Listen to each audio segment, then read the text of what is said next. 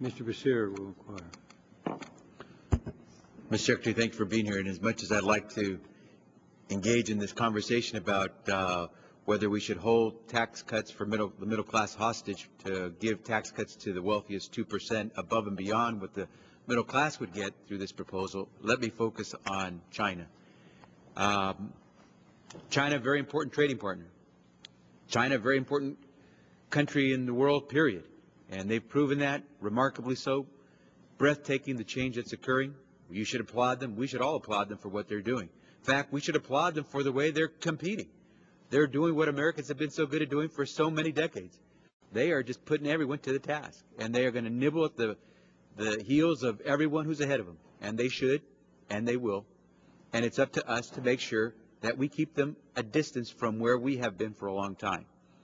And I recognize as well that as Secretary of Treasury, very important, one of the principal lieutenants of the President of the United States, you must do everything possible to make sure you place our country in its best position, whether it's with China or anyone else. So we appreciate your testimony. But I think some of us want to give you some wind underneath your wings.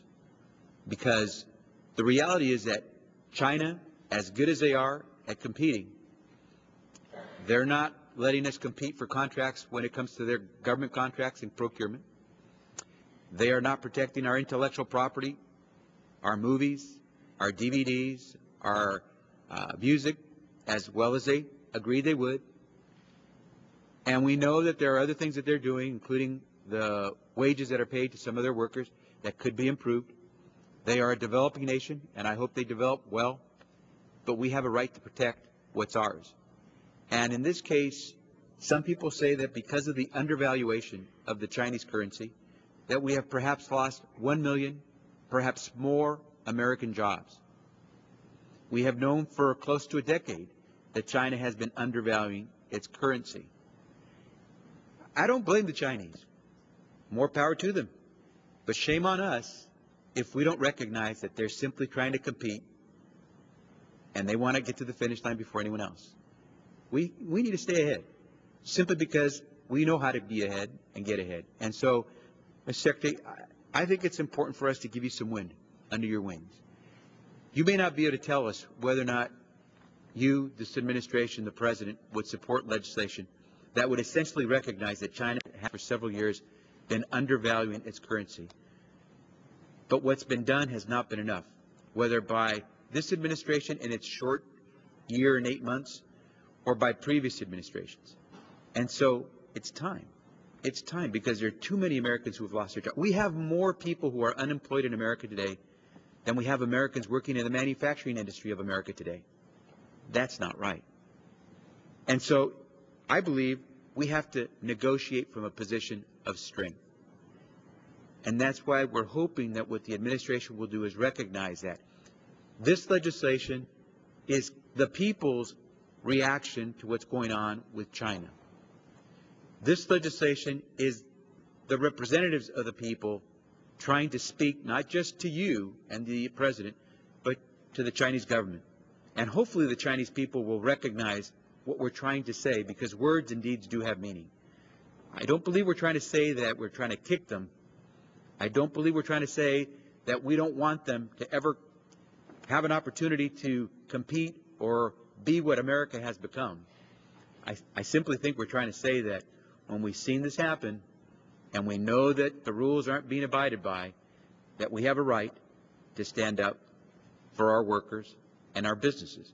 And so I must say to you that this is not a unilateral action on our part. This is a reaction to what another country is doing to us. China is, as you said, restraining its currency. They are doing that unilaterally. I wish they weren't. I wish they were allowing their currency to more liberally fluctuate with its true accommodating value. But if they can act unilaterally to hold down their currency, to make their goods seem more inexpensive for us to purchase, then we have a right to act in our best interest, whether it's unilaterally or not, to respond. And that way, what we can do is give our workers and our businesses a fair chance to compete. And so I don't know if I can ask you a question, Mr. Secretary, because you have done a remarkably good job of trying to explain how important the relationship is with China, and I believe you're trying to speak not just to us and to the American people, but to the Chinese as well. And I hope that some of us are able to speak to you and communicate to the Chinese people and the Chinese government to say that this is not about trying to get on the case of the Chinese. We've seen this picture before. We did it over a century ago, where all of a sudden people were wondering where we came from, and just sort of became the number one. I think America deserves to be where it is because we work so very hard. We should fight for those workers in America who are doing nothing more than trying to compete. And so we ask you to give consideration to what we're trying to do to give you the tools that you say you want to use so that you can compete when you sit down and negotiate that very hard bargain with our Chinese counterparts, whom we continue to enjoy the trade relationship with, but want to make it a healthier and more balanced relationship. Mr. Chairman, I thank you for yielding the time. Your time has expired. Mr. Blumenauer will be recognized. I come from a region in Northwest